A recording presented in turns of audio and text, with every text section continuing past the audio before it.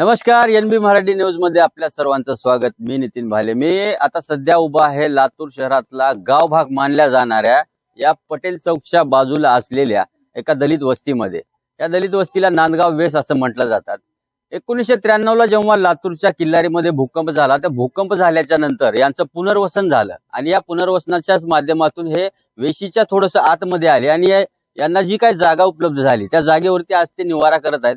मागील कित्येक वर्षांपासून म्हणजे 1993 ते आज तागायतपर्यंत आज यांची व्यथा अशी आहे की यांच्याकडे कोणताही राजकीय नेता, कोणताही पक्षातला मोठा नेता किंवा शासकीय योजना यांना आतापर्यंत कसल्याही कोणत्याही मिळालेल्या नाहीत। सर्वात मोठी दुःखाची बाब ही आहे की इथं वास्तव्य करत असलेले लोक मरून गेले, त्यांची दुसरी तिसरी पिढी झाली, परंतु आजही यांना असं वाटतंय की आम्ही कोणत्या नरकामध्ये राहत आहोत आणि आम्ही कोणत्या दृष्टिकोनातून जगत आहोत। प्रभू श्रीरामांना सुद्धा 14 वर्षाचा वनवास सहन करावा लागला होता, मात्र यांची अशी व्यथा झालेली आहे की हे किती वर्षाचा आणखीन वनवास सहन करणार आहेत आणि यांच्या ह्या गोष्टींकडे, यांच्या या अडचणींकडे कोणी सामोरे जायला तयार होणार आहे का नाही। आणि परिस्थिती अशी आहे की यांना कोणी जाब विचारेल आणि यांना कोणीतरी न्याय मिळवून देईल का नाही। काय वाटतंय मावशी, किती वर्ष झालं राहता इथं, काय सांगाल, काय आपल्या परिस्थिती आहे? आमच्याकडे कुणी सल बघणार झाले, गोरगरिबांना कसं करायचं, आम्हाला न्याय मिळणार आहे का नाही, आम्हाला कोण बघणार आहे का नाही। आमच्याकडे आम्हाला नळ नाही, रोड नाहीत, घर नाही, लाईट आहे, लाईट आता लाईट भेटले आम्हाला, नाहीतर आम्ही लाईटी सुद्धा नव्हतो, अंधारात होतो। मग आम्हाला कोण बघणार आहे का नाही। कितीक वर्ष झालं आम्ही इथं राहायला आहोत, पण आम्हाला कोणी सुद्धा ही करणार झाले। येणार आहेत का नाही आमच्याकडे कोण, मत मागायला कसे येते तर हात जोडून, तसंच आमच्याकडे बी बघावं येवं, आमची हीच अपेक्षा आहे, दुसरं काय नाही।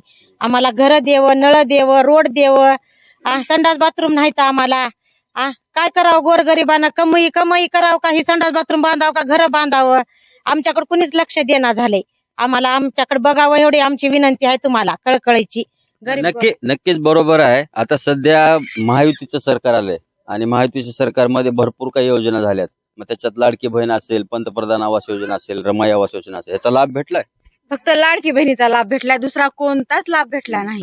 या जनतेला काहीच नाही भेटायला, फक्त येते तर आम्हाला मतदान द्या, निवडून द्या, हर त्यावेळेस तीच करते, वर्षानुवर्ष तीच आहे, पण आमची सुधारणा काहीच नाही। सरकारनं आम्हाला काहीच दिलं नाही। आम्ही आम्हाला रस्ते नाहीत, संध्या कुत्रा जरी मरून पडलं तर बघत नाही माणूस, माणसं मरून पडले तरी ध्यान देत नाही सरकार। मग या सरकारला निवडून द्यायचे कशाला? हे सध्या हवा शिवला कुत्र्याचा तरी कोण येत नाही, महानगरपालिकेचं लोक येत नाही, स्वच्छता नाही, बाथरूम बघचाल तर नवल करतात, लेकर असे अक्षरशः संडास उलट्या होऊन मरलायत आमची।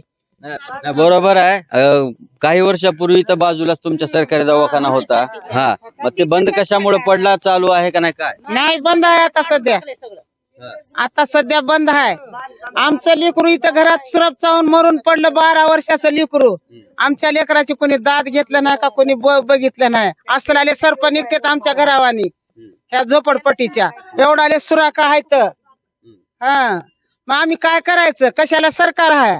येतंय मत मागतंय, आमच्या तुकड्यावर त्यांनी तयार होते, हेलिकॉप्टर हिंडते तर इमायनं हिंडते तर म्हणजे अमित भैया हेलिकॉप्टर मधून बघायला खाली उतरायला तयार वरी असं करायला, तुम्हाला काय करत नाही म्हणाला। असं म्हणाले, वरूनच ते म्हणतात काहीच करणार नाही, म्हणजे असं हात करला तुम्हाला काय करत नाही असं म्हणाला। कशाला त्याला निवडून द्यायचं नाही, मतदान ह्या वेळेस आमचं बाद झालं तर झालं, पण आमची एवढी संख्या मतदान देणार नाही। 20 वर्षानं बसले मी, आम्हाला हेलिकॉप्टर मधून काय करतात अमित भैया? हाय करतेत, बाय करतेत, बसा तसंच म्हणते, दुसरं काय करणार हायच करते। ते काय करणार आहे, त्याच्या बापानच काय केलं ना, आज इंदिरानगरची झोपडपट्टी त्यांना बांधून दिली, नांदगावची 30 वर्षापासून झोपडपट्टी बसली, अमित भाईच्या बापानं इलासराव देशमुखांना काहीच केलं नाही। आमचं किती वर्षानं 50 वर्षानं मतदान आमचं घेतात, हे ना का आमचं काय करीत नाही, कशासाठी करीत नाही। असं वाटतंय का दलित समाजावर जाणीवपूर्वक अन्याय करते? वाटतंय, व्हायलाच अन्याय, 100% अन्याय व्हायला। आता येऊ द्या कोणी ते मत मागा, त्याचं बघत आहो आम्ही काय करायचं ते करू द्या ना। आता आम्हाला मत मागा कुणी यावं, त्याचं पुन्हा बघत आहो आम्ही काय करायचं ते। आम्ही असं बी वनवसन जगायला, तसं वनवसन जगायला, ह्यांना मोठं करून शिने आमचा उपयोगच काय व्हायला, कोणता उपयोग व्हायला आमचा? मोठा आम्हाला कोणाला करायचं नाही, आमचं मत वाया जाऊ, आम्ही फुकट आम्ही मेल्यात जमा होणार, आमचं मत मेलतच नाही, आम्हाला मतदान करायचं नाही, आम्ही असं बी मेला तसं बी मेला। असं बी जगायला आणि तसं बी जगायला, मरूनच जगायला का नाही. मग ह्यांना मोठं करून ह्यांना काय उपयोग आहे ह्यांचा? ह्यांना मोठं करायचं, आमचं मतदान द्यायचं, ह्यांना मोठं करायचं नाही. हेलिकॉप्टरनं हिंड, कुठे विमानानं हिंड. म्या नगरसेवक हाव, म्या देशमुख हाव, म्या कोण कलेक्टर हाव, म्या इंजिनियर हाव. अरे तुमचं आम्हाला काय व्हावं गरीबाला? आम्हाला तुम्ही घाणीचं जर काढली ना, पण आमच्यापासून तुम्हाला पदवी आली ना, मग तुम्ही का आमच्याकडे बघत ना? हा, मग आता आम्हाला कोणाला द्यायचंच नाही. आम्ही असं बी जगायला तसं बी जगायला. मराय तर लावतो, खरं तर मराय तर लाव, मरू द्या आम्हाला. हा, देवकाळा तर असा आला, माझं 10 एकर शेत विकतो आणि तुमची झोपडपट्टी नाही सरकारनं मान्यता केली तर मी माझ्या पदरचं घालून करतो म्हणला.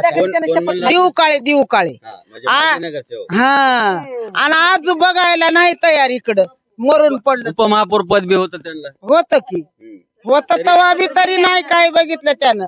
मग हा तोच प्रभाग क्रमांक 1 आहे. याच प्रभाग क्रमांक 1 मध्ये जेव्हा भाजपाची सुरुवात झाली, भाजपा लातूर शहरामध्ये जेव्हा सत्तेवरती आली, तेव्हा सत्तेमध्ये आल्याच्या नंतर सर्वात प्रथम ओबीसी कॅटेगरी मधून देऊ काळे हे उपमहापौर झाले होते आणि दुसरे त्यांचे सहकारी असलेले शैलेश गोजममुंडे यांना सभागृह पद देता हे इतकं मोठं पद त्यांना भूषवलं होतं.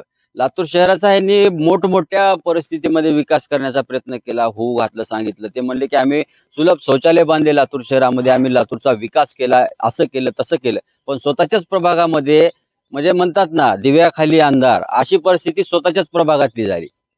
घराच्या अगदी बाजूला हाकेला अंतर दिल्या इतका ह्यांचा घराचा अंतर असतानाही या लोकांकडे जाणीवपूर्वक फक्त आणि फक्त का बर तर निष्काळजीपणा करण्याचं एकच कारण की ही दलित वस्ती आहे.